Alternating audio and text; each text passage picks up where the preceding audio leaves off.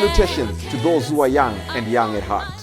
Oremi, Madamfo, Enyim, Salam alaikum, Hola, buena gente, Bonjour, legend, Linja, Dumelang, Murigaboto, Muliwanji, Murigaboto, Makadin, Karibu, Mwakaitawani, Munotambere. Welcome to Blackview SDA online platform. This is a place where your soul will find rest. Did you know every Wednesday and Friday at 6:15 p.m. we have consistent midweek prayers? Not only that, during the day from Monday to Friday, if you need a soulful song, please tune into our platform and indeed you'll find rest for your soul. On Sabbath, which is Saturday, we have services from 8:30 right up to 6 p.m. What do you expect to find? We have got the church at study, Sabbath school, music. It's story time. Even our little ones, the children, will find solace on Blackview online worship platforms. Yes, not only are they going to receive a powerful sermon for them, but including the songs, and they'll sing the songs of Zion in the comfort of your home. Yes, you are waiting for the power hour as we receive the beautiful words, the wonderful words that come from the word of God. In the afternoon, we have got powerful discussions, not only for the young, but even for the old, as we prepare this journey on this planet Earth before the sundown. Yes, there is a sermon that will usher you into the new week as you listen to God speak to you. What are you waiting for? Tell your friends about it. Don't forget to join us on YouTube and Facebook. Like our page and subscribe to our YouTube channel. God bless you as we meet on Blackview online worship platform. Nobody can stop me. Nobody. Don't you wanna go? I'm going there. Nobody can stop me.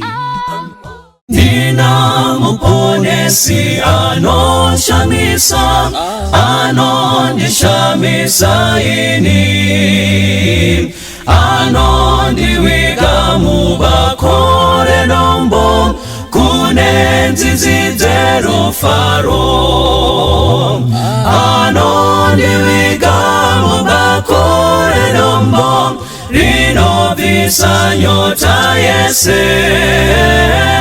Awiga upenyu murura rwake, ofukizane ruoko, anondifukiza ini. Dina muponesi anoshamisa, anorerutsa mitoro, anondimisa ndizoteneki, ndiye anondipa simba, anondiwiga mubakore dombo, rinovisa nyota yese. Awiga upenyu murura rwake, ofukizane ruoko, anondifukiza ini. Nguwatese anondikomborera, ndozanzwa nembiri yake. Mbiri kuna mwari ndomuimbira, ndiye mununuri wangu. Anondiwiga mubakore dombo, rinovisa nyota yese. Awiga upenyu murura rwake, ofukizane ruoko, anondifukiza ini. Kuti ndapfeka mbiri ndozokwira, tokumba naye makore. Ruponeso rudo runoshamisa, toimba tese kudenga. Kuti ndapfeka mbiri ndozokwira, tokumba naye makore. Ruponeso rudo runoshamisa, toimba tese kudenga.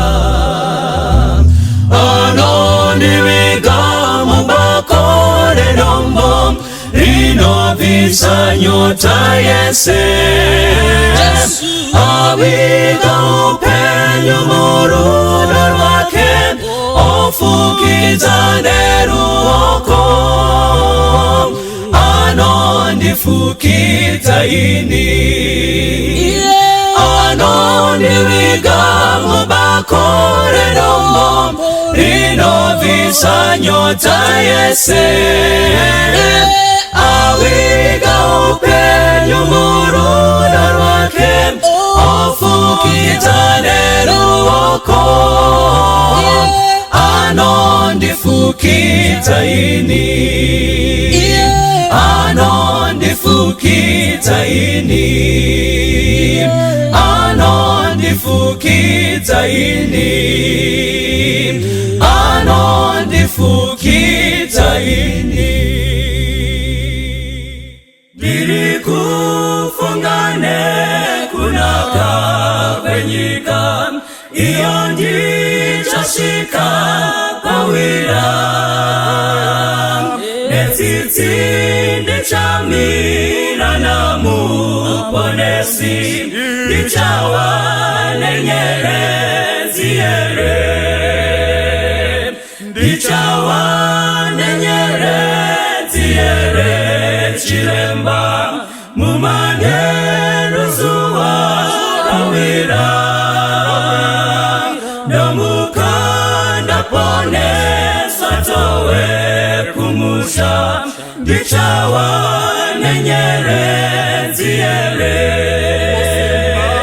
musimba ratenzi noda kuna mata ndiwese muwani wemeya nyerezi yakupenya igawe yangu pamusi unachisa kwaso ndichawa nenyerezi ere chiremba mumanero zuwa rawira nomukanda pone swatowe kumusha ndichawa nenyerezi ere ndichafara ususu wa Jesu nomuparukuzo narini sichandi mushawe ndarama kutindi kawana nyerezi chiremba ichawa nyerezi ere chiremba mumanero zuwa rawira nomukanda pone swatowe kumusha ichawa nenyerezi ere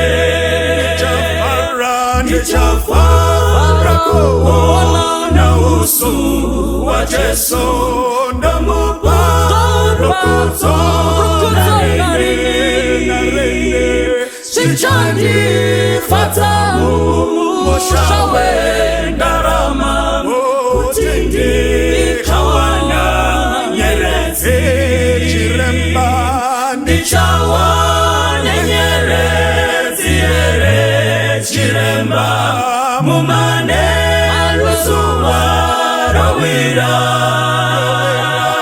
nomukanda pone swatowe kumusha ndichawa nenyerezi ere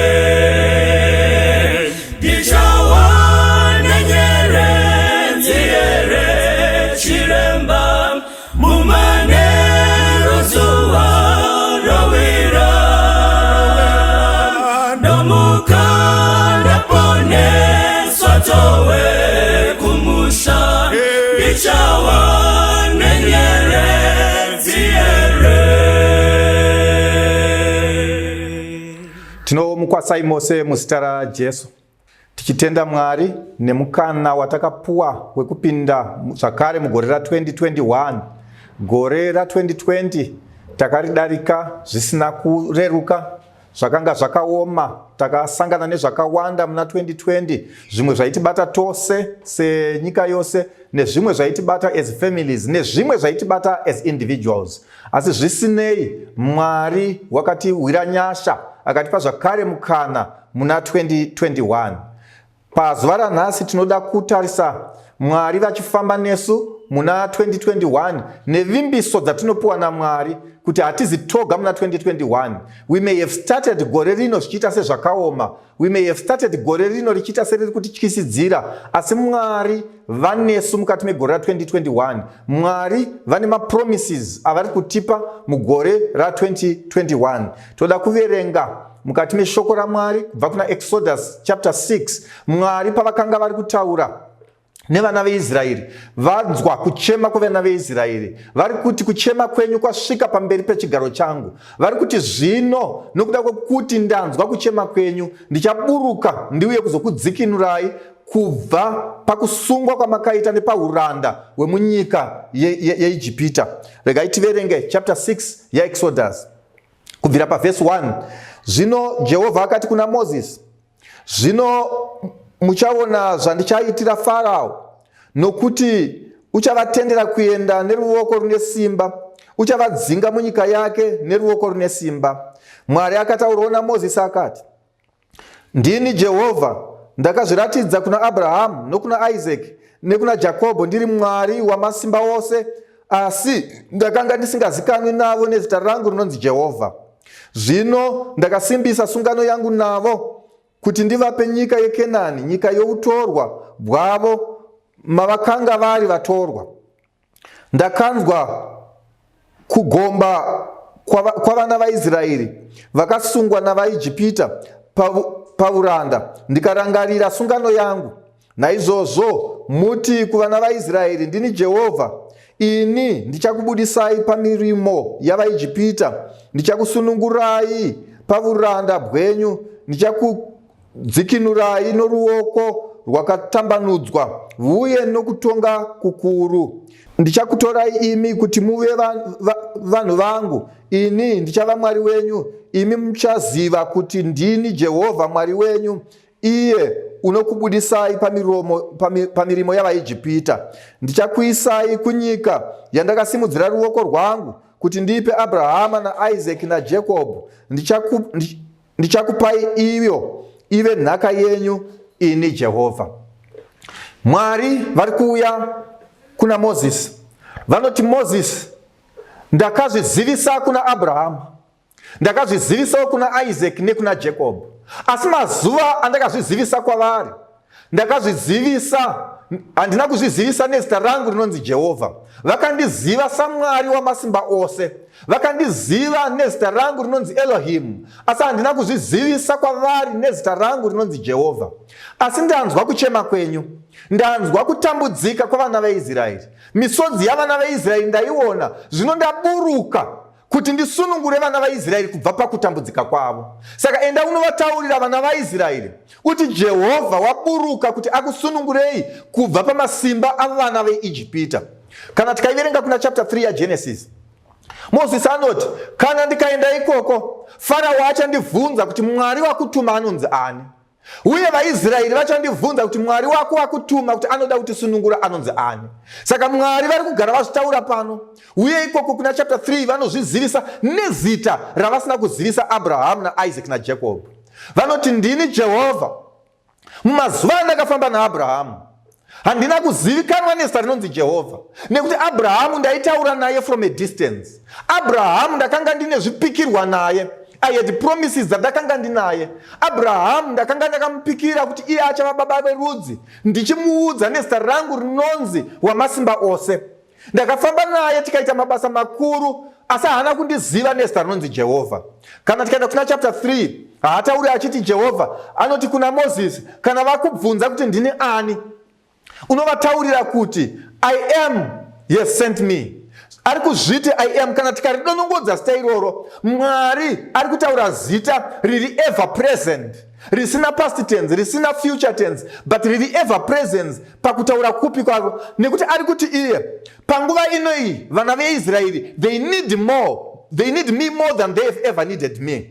Mazuva akare vaindida asi ndaigona kuzviratidza seWamasimba Ose ndichipindura minamato yavo nekutaura navo. But zita rinonzi Jehovha ndiro zita raMwari riri doing word, ndiro zita raMwari ari pabasa, ndiro zita raMwari ari pakuita, ari in action. Saka ari kuti zverwendo rwuno, I will not give you promises ini ndiri kumusoro. I will not give you promises from a distance. I will not watch over you from a distance. But I have come down kuti ndikusunungurei. Ndauya kuzofamba nemi, ndichafamba nemi pakufamba kwamuchaita. Muchandinidha pakupisa kwezuva, ndichava gore pamusoro penyu. Muchandinidha pakuvira kwezuva, ndichava mwenje wemoto pamusoro penyu. Muchandinidha nekuti muchasvika pagungwa dzvuku. Muchandinidha nekuti muchada mvura yekunwa pamunenge muri murenje. Muchandinidha nekuti muchada zvokudya pamunenge muri murenje. Saka iye zvino ndaburuka kuti ndifambe nemi. Ndazvizivisa nezita rangu rinonzi Jehovha. Zita randinopfeka nekufamba naro kana ndiri pakuita. Zita randinofamba naro kana ndiri ever present in your life. Zita randinofamba naro ndiri physically present in your journey.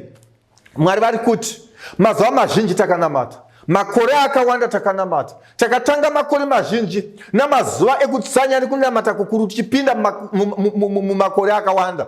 Asi Mwari havana kuzvizivisa kwatiri nezita rinonzi Jehovha. Takavaziva nezita rinonzi Wamasimba Ose. Zvidzidzo zvizhinji zvatakapindurwa kwazviri naMwari mumakore mazhinji, minamato mizhinji yakapindurwa naMwari mumakore atakafamba navo. Asi vari kuti zverwendo rwuno ndauya zvakasiyana nezvegore rakapera. Zverwendo rwuno ndauya zvakasiyana nezvemamwe mazuva amakandiziva. Mhandu dzose dzakanga dzakakutenderedza dzakandiziva nokuda kwezvandakaita ndiri Elohim. Dzakandiziva nokuda kwezvandakaita ndichipindura minamato yenyu mumazuva iwayo. Asi zverwendo rwuno, Bhaibheri riri kuti pachapter 6 yaExodus zvikanzi zvino tarisa zvandichaita kuna Farao.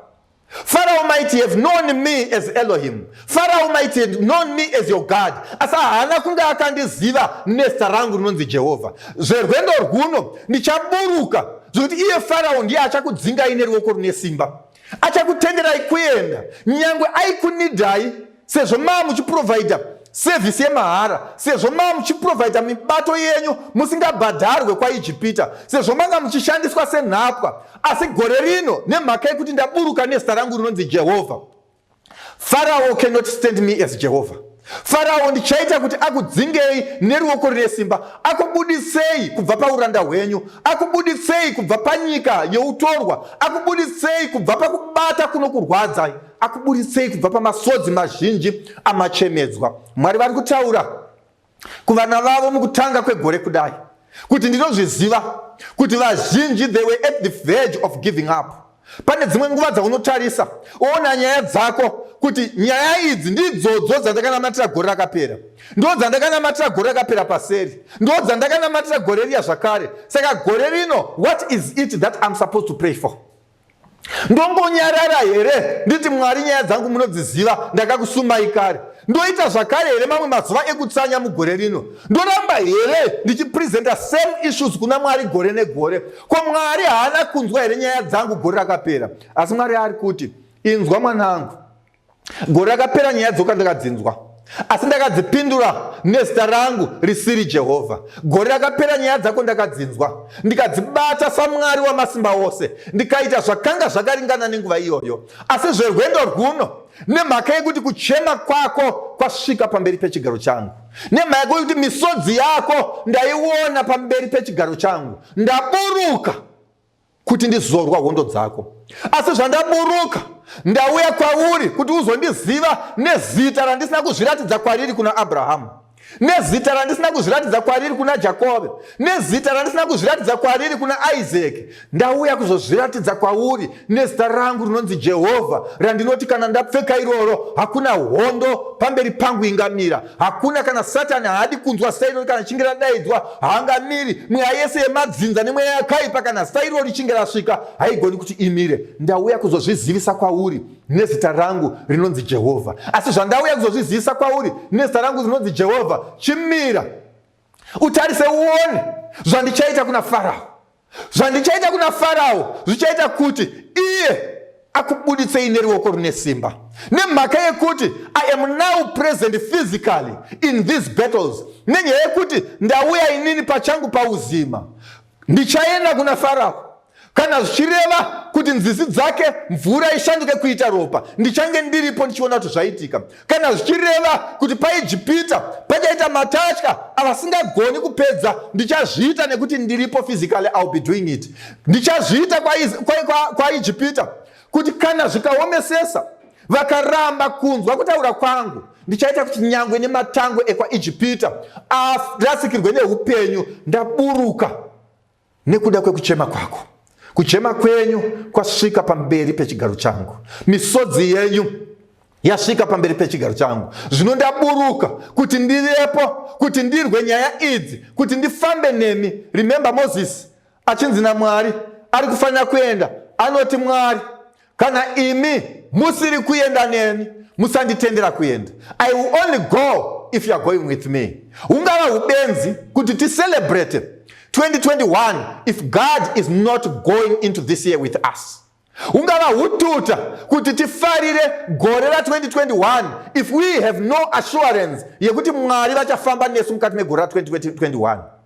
Ungava kupusa kana tikaungana tichipemberera gore ra 2021 tisatapuwa assurance naMwari kuti 2021 no matter what comes your way I will go with you. Saka Moses ari kupuwa assurance naMwari kunzi ndiri kuenda newe, not only as the Almighty God, not only saMwari ari kutaura newe ari kure, not only nemaziviro amakandiita nemanamatiro amakandiita kare, but zverwendo rwuno ndiri kuenda nemi tiri pamwe chete. I have come down and I will be known unto you as Jehovah. Zita rangu randinodaidzwa naro kana ndiri pabasa. Ndiri kuti vana vaMwari, mazhinji makore atakanamata kuna Mwari, mazhinji makore atakatsanya, mazhinji makore atakadonhedza misodzi, mazhinji makore atakarwadziswa. Asi rino gore, notwithstanding the fact that ratanga serakaoma, it's a year that we have lived one day into 2021 and we are already on lockdown. It's a year yatakatarisana nevirus iri kutyisa kusina ane mhinduro yekuti zvichavei mukati megore rinei. Even as we stand right now, hatizivi kuti vangani vedu who will be spared nevirus iriko. But what gives us comfort, Mwari ari kuti musatya nekuti ndinemi. Not only kuti vanesu vari kuti andinemi sezvandakamboita kare, asi zverwendo rwuno ndinemi, ndinozvizivisa kwamuri nezita rangu rinonzi Jehovha. Mwari vari kuti panapa vanozviziva zviri mukati meupenyu hwedu, zvinetswa zvirimo. Vanozviziva zviri kunetsa mukati memabasa edu, vanozviziva zviri kunetsa mukati memarriages edu. We have fasted and fasted for these marriages. Takanamatirwa, takaenda kuvafundisi, takaenda kumaelders, takaenda kundotsvaga malay leader, takandotsvaga vose kuti vatinamatire. Asi zviri kungoita kuti as if the more we pray, the more difficult the situation becomes. Asi Mwari vari kuti mwanangu, tarisa, kuchema kwako kwasvika pamberi pechigaro changu. Misodzi yako haina kuvanzika pamberi pechiso changu. Kugomera kwako ndakunzwa ndigere pachigaro changu. Ndashayiwa zororo nekuda kwekuzorora kwako. Now because ndashayiwa zororo nekuda kwekugomera kwako, this time around I have decided to calm down. And nekuda kwekuti ndauya, chitarisa zvandichaita kuna Farao. Takamboverenga rimwe zuva nenyaya yaFarao. Bhaibheri ichitaura pamusoro paFarao rikati, Farao ndiwe nyoka huru igere pakati penzizi. Farao akanga achifananidzwa nenyoka huru. Tikaenda zvakare kuna zvakazarurwa richiitisira pachena zvikanzi zvino nyoka huru, iyo nyoka yekare ndiye Satani naDhiabhorosi muvengi. Saka tiri kuona kuti panapa zita raFarao riri kurepresenta Satani nebasa raari kubata mukati meupenyu hwevana vevanhu, Satani nekuomesera nekurwadzisa kwaari kuita vana vavanhu. Saka Mwari vari kuti, I know zvamakaitirwa muupenyu hwenyu nemuvengi. I know what the devil has done to you, but iye zvino ndauya kuzozvizivisa kwamuri nezita rangu rinonzi Jehovha. Ndaburuka kuti ndizozwa nyaya idzi ndomene ndiripo. Mwari vari kuti panapa kuna vamwe vekumisha kwedu vasina kufara neprogress dzedu. Kune vamwe vekumisha kwedu vasina kufara nezvatakawana muna 2020. Kune vamwe vasina kufara nemichato yedu. Kune vamwe vasina kufara nezvimwe zvakadaro. But that's not a reason. That should not concern you. Hazvifaniri kana kukushaisa hope nemhaka yekuti ndaburuka, zvakwana, zvakaitwa zvakwana, asi iye zvino tarira zvandichaita kuna Farao. Look at what will be done to the devil. Tarira uone zvichaitirwa wakaipa iye zvino. Iye woga womene zvikanzi achakudzinga panyika yake neruoko rune simba, achakubudisa panyika yake chimbi achida kuti uende. Nemhaka yekuti Mwari acharwa navo munyika yavagere. Zvikanzi nyika yandakavimbisa madzisekuru ako, ndakavimbisa Abraham, ndakavimbisa Isaac, ndakavimbisa naJakobho, ndiye nyika yamuchagare ive nhaka yenyu. Nekuti ndakavavimbisa ndine zita rangu rinonzi Wamasimba Ose. Ndakavavimbisa ndichiita sungano navo, ndichiita sendiri distant from them. But right now I have physically come to be with you and make sure kuti munopinda pasungano, make sure kuti munopindawo zvakare kundodya nhaka yandakavimbisa madzisekuru enyu. Inzwai vana vaMwari, dzimwe nguva tinozvikondema, tinozvituka, tinozvibvunza mibvunzo. Do I really deserve this? Dzimwe nguva tinoti isusu zviri kutiwira zvakatiringana nekuti tinotasa our past. But inzwai zvataurwa na Exodus chapter 6. Mwari atiye ndakasangana na Abraham, akatiye ndakasangana na Isaac, akati ndakasangana na Jacob. But patiri kuverenga muna Exodus chapter 6, Jacob haachanzi Jacob kauri, wakunzi Israel. Asi Mwari ari kuti even paakanga achiri Jacob aine tsika dzake idzodzo dzisakanaka, ndakasangana naye ndikamuda nekuda kwezvipikirwa zvandakanga ndapa kuna sekuru vake Abraham, nekuda kwezvipikirwa zvandakapa kuna baba vake Isaac. Mwari vari kuti dzimwe nguva isu pauzima hatina chakanaka chatakaita chinodhizeva kuti Mwari vatishanyire. Hatina chakanaka chatakaita chingaita kuti Mwari vaburuke mukati meupenyu hwedu kuzosifesa masituations edu. Hatina chakanaka chatakaita chingakwezva Mwari kuti vafambe nesu. Asi Mwari vari kuti ndakaita sungano na Abraham sekuru vako, ndakaita sungano na Isaac sekuru vako, ndakaita sungano na Jacob. Nekuda kwesungano iyoyo ndaburuka kuti iwe ndizokupa nhaka yandakatsidzira Abraham na Isaac na Jacob. Kune vamwe mukati mekurarama kuno vatiri kurarama navo tichiona vachibudirira vachiita zvinoshamisira, asi vane macircumstances nemasituations anenge edu. Kwete nekuti vatsvene kudarika isu, kwete nekuti vanonamata kudarika isu, asi Mwari ndiMwari asingakanganwi minamato yakaitwa nambuya vedu kare, minamato yakaitwa namadzisekuru edu, minamato yakaitwa namadzibaba edu, minamato yakaitwa nanamai vedu. Vanamai vedu pavaimukira kurumuko vachienda vachigomera vari pamabvi aMwari, Mwari haana kukanganwa minamato yavo iyoyo. Saka nekuda kweminamato yakaitwa mimwe yacho isu tisataberekwa, Mwari anoti ndaburuka. I have remembered you. Ndarangarira Isaac, ndarangarira Abraham, ndarangarira Jacob. Nekuda kwemhiko dzatakaitirana navo, nekuda kwesungano yandakaitirana navo, I have decided not to meet you as the Almighty, but to meet you as Jehovah. Ndauya kuzozvizivisa nezita rangu rinonzi Jehovah. Kwete kuti ndarasa zita rangu rekuti Almighty. I am still Elohim. Asi ndauya pamusoro paizvozvo kuzozvizivisa nezita rangu rinonzi Jehovah. Kureva kuti ndapfeka mazita angu ari pamwe chete. Neriri rinoita kuti ndive physically present in your life. Neriri rinoita kuti ndifambe nemi ndichiita nyaya idzi ndomene parwendo rwamuchafamba. Ndaburuka nekuti ndanzwa kugomera kwako, ndanzwa kuchema kwako. This is the hope that I want to bring to you. Patiri kutanga January mukati megore rino vana vaMwari. Kwete nesimba kana nehondo, asi nemweya waMwari gore rino Mwari vanotikundisa. Sometimes we sit down and start analyzing kuti chii chatinofunga kuti we are going to do differently chichaita kuti gore rino risiyane nerakapera. Sometimes we start looking at all the various scenarios kuti ndeipi scenario ingaita kuti 2021 ave nani kudarika 2020. Asi Mwari vari kuti kwete nesimba rako, kwete nehondo, asi nemweya wangu ra 2021 I've given it to you. Chaakudiwa muna 2021 it is to accept the presence of the Lord mukati meupenyu hwedu, kubvuma kufamba naMwari murwendo rwa 2021, kubvuma kufamba naMwari mugore rino zvichinda mberi, kusuma Mwari nyaya dziri mberi kwedu pamwe. Hanzvadzi yangu, mazuva mazhinji nemakore mazhinji wakanamatira nyaya yemuchato asi zvikasaitika, wakatombopimbwa ukadanana nevakawanda asi zvikaguma nemigumo yekuti nanhasi ya confused kuti wai zvichidaro mukati meupenyu hwako. Asi Mwari vari kuuya vari kuti, mwanangu, misodzi yako haina kuvanzika pamberi pechigaro changu. Nezvakavanzika zviri muninga yehana dzako zvausingagoni kusuma nekutaurira vanhu, ndakazviverenga ndikazvinzwisisa, ndaburuka, so that 2021 I will walk with you. What am I saying here? Ndiri kuti mwanangu, zvinogoneka muna 2021 as much as gore racho richiita serakaoma, asi Mwari anoti mukuoma kwaro harichatyisi nemhaka yekuti ndazvizivisa kwauri, ndazikanwa nezita rangu rinonzi Jehovha. Mwari vari kuti ngatisumei kuna Mwari.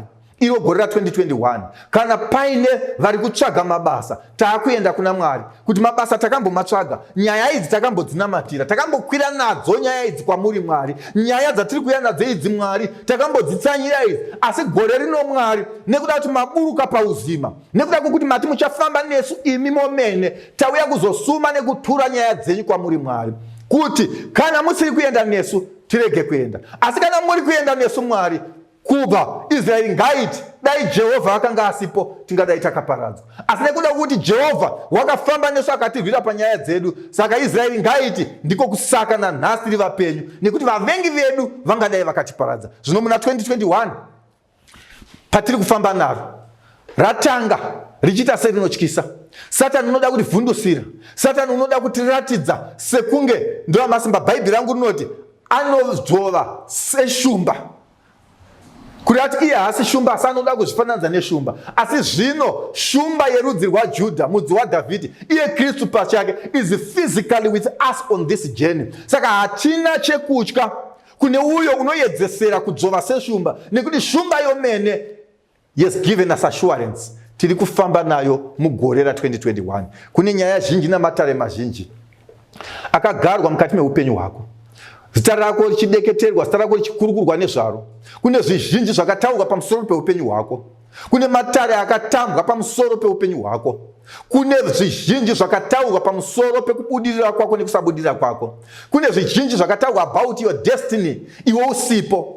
Asi iye zvino, as we confront the year ahead of us, we confront this year with so much confidence. Nemhaka yei Jehovha waburuka.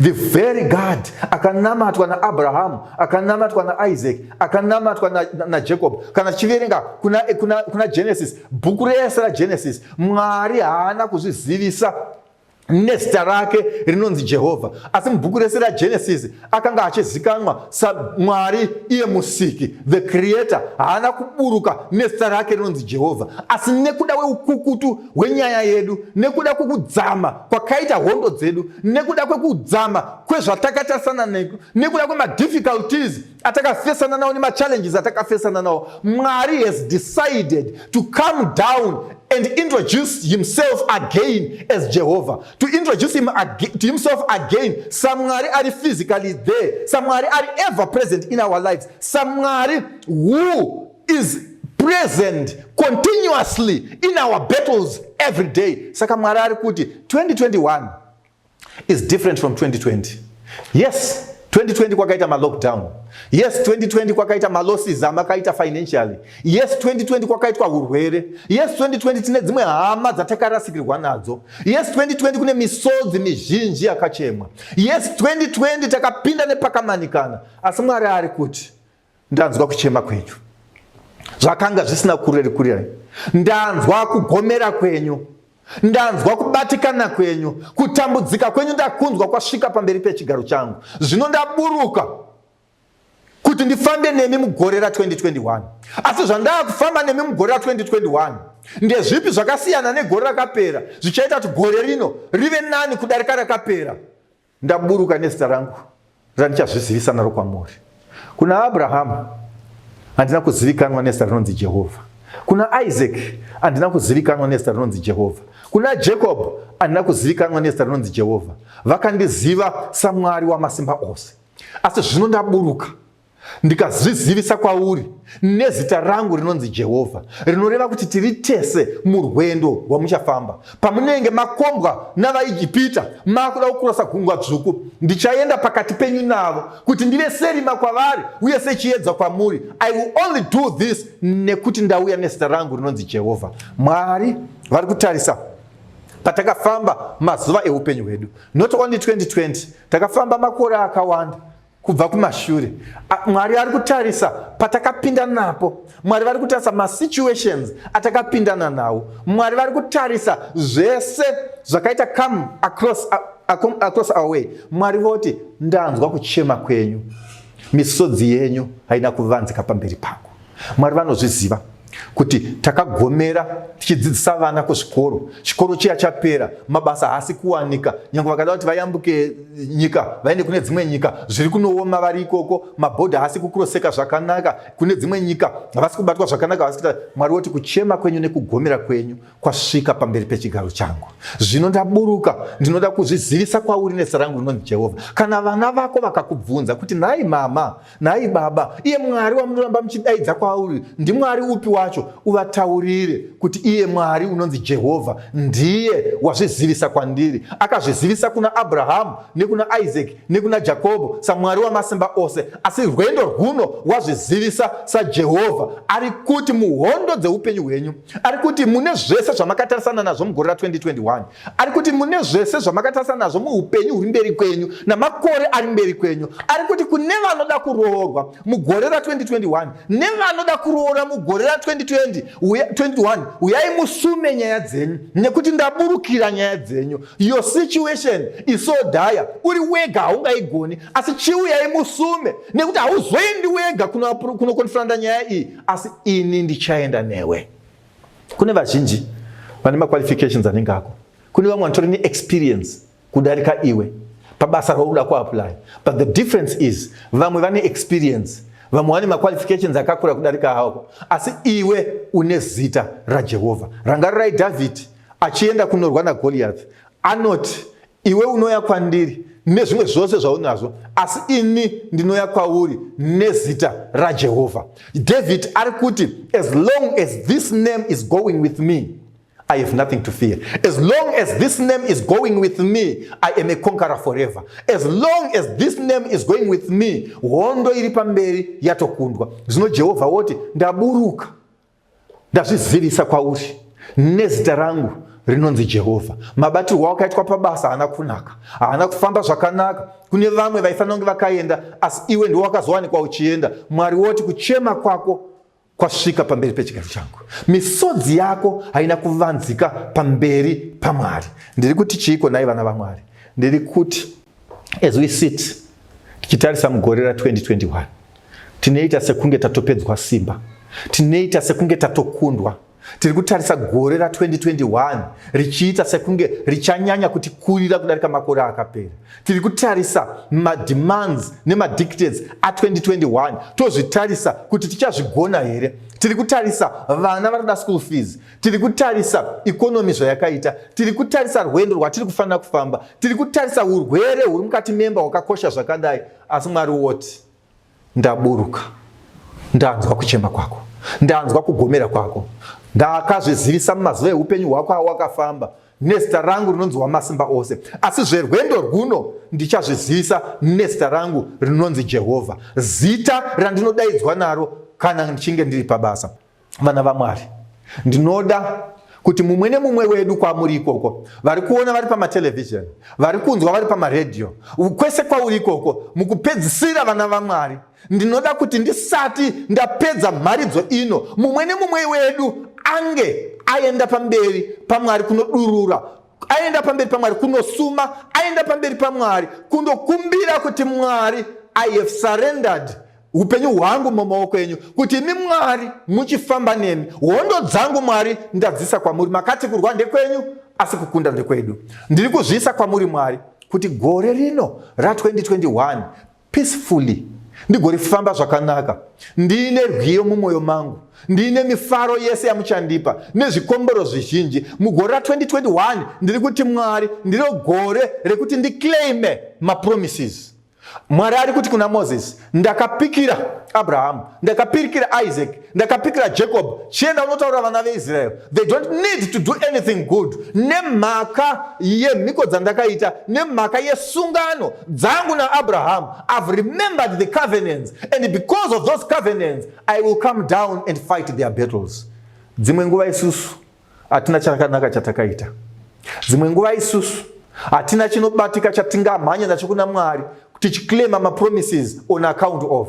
Asi Mwari ari kuti, akanga ndiripo, madziteteguru enyu pakauya mamishinari kumusha kwenyu, vakachera mvura nemigomo vachiuya kuzobatsira kuvakwa kwanga kuchiita machechi. Madziteteguru enyu pakauya mamishinari kumusha kwenyu, vakanga varipo, vamwe vakauraya huku dzakadyiwa, vamwe vakanotema huni, vamwe vakatema matanda ekuti mabuildings avakwe, zvimwe zvese zvikaita. Zvikanzi ndarangarira sungano dzangu naAbraham, nekuda kwaizvozvo ndichaburuka kuti ndirwe hondo dzako. So as much as we may have nothing to claim, the devil anotityisidzira kuti uneiwe unoda kuenda kuna Mwari sani, Mwari anokuziva nenyaya ipi, asi tiri kuti parwendo rwuno, not on account of what we have done, but on account of the covenants dzakaitwa naMwari nevakatitangira. Mwari ngavarwe hondo dzedu. Ngatinamatei vana vaMwari.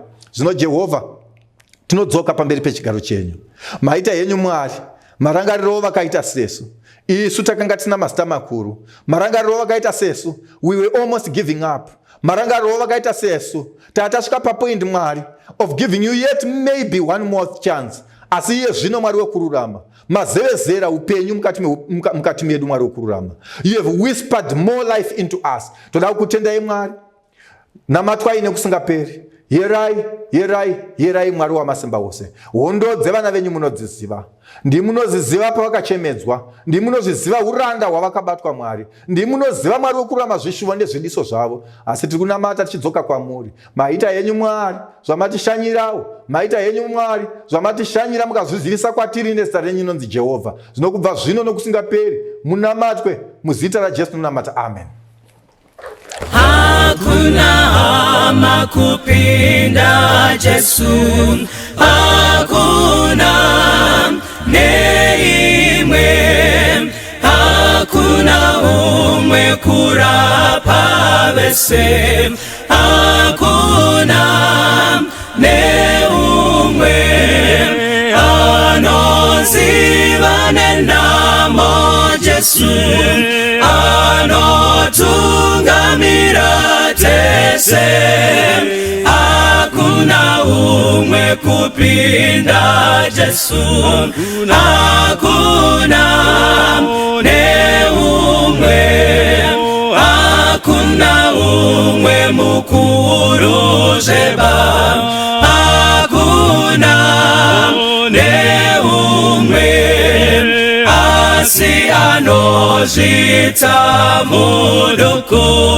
hakuna neumwe anoziva nenamo Jesu, anotungamira tese, hakuna umwe kupinda Jesu, hakuna neumwe, hakuna nguva asipo iye, hakuna neimwe, kana usiku rudo ruripo, hakuna neimwe anoziva nenamo Jesu, anotungamira tese,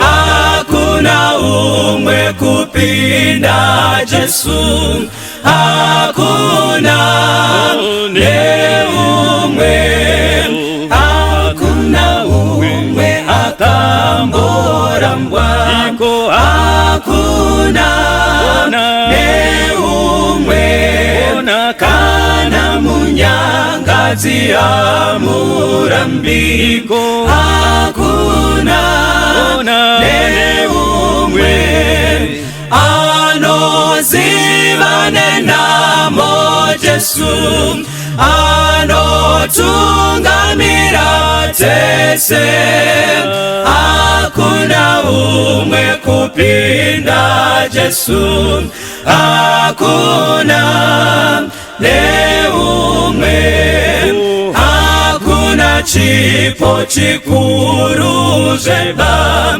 hakuna nechimwe angatinyimi mushakudenga hakuna neumwe anozivane namo Jesu anotungamira tese hakuna umwe kupinda Jesu hakuna neumwe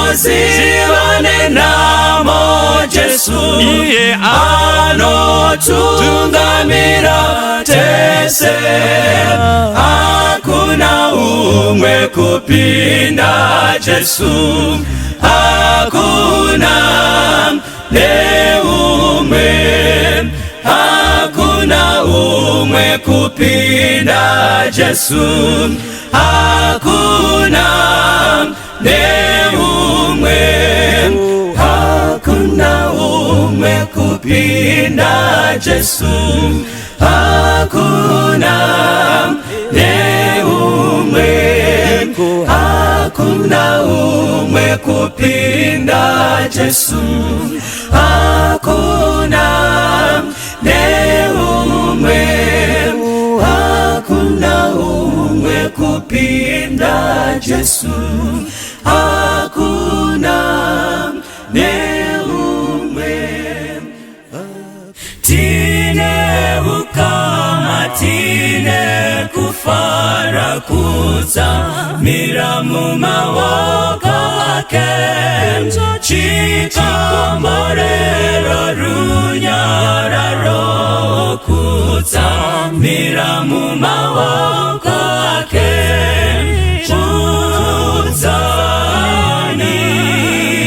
kuzamira mu maboko ake a Jesu kuzamira mu maboko ake a Jesu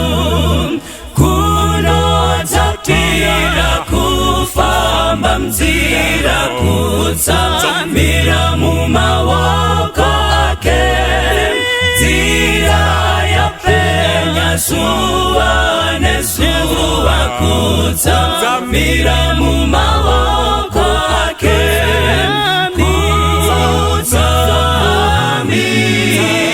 kuzamira mu maboko ake a Jesu kuzamira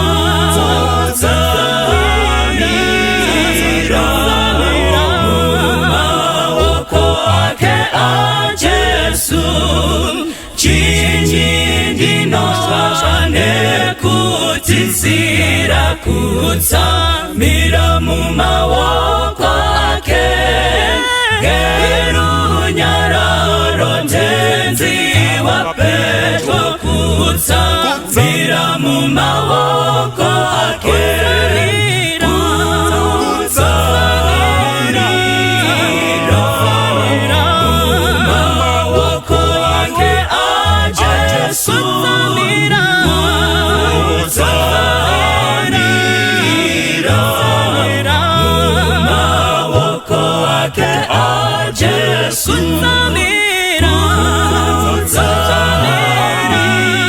Kuzamira